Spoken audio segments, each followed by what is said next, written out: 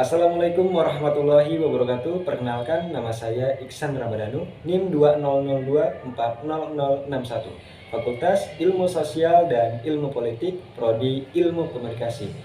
Video kali ini saya akan membahas tentang model-model isu, yaitu salah satu tugas untuk menempuh mata kuliah Manajemen Isu dan Krisis. Model-model isu. Model-model isu adalah kerangka kerja yang digunakan untuk memahami dan menganalisis isu-isu kompleks. Berikut adalah beberapa model isu yang umum digunakan. Nah, yang pertama, model iceberg. Model ini menggambarkan isu sebagai sebuah gunung es dengan bagian yang terlihat di atas permukaan sebagai gejala atau efek langsung, sementara penyebab atau akar masalah berada di bawah permukaan.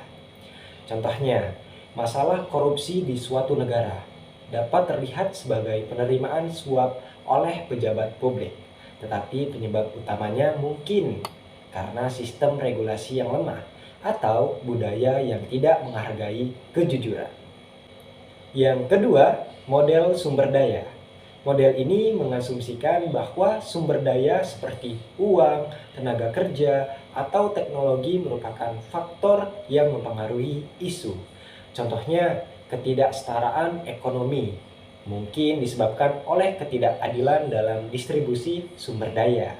3. Model sistem.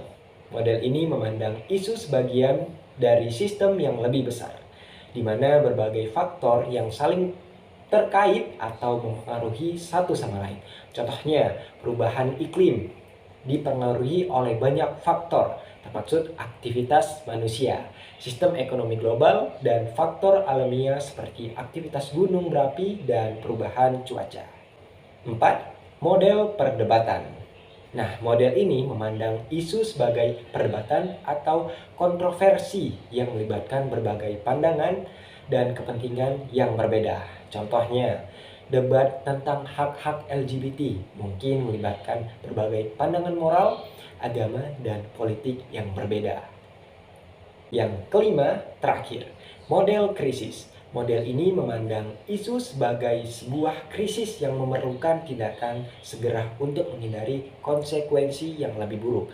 Contohnya, pada saat pandemi COVID-19 dapat dipandang sebagai krisis kesehatan global yang memerlukan tindakan segera untuk mengendalikan penyebarannya.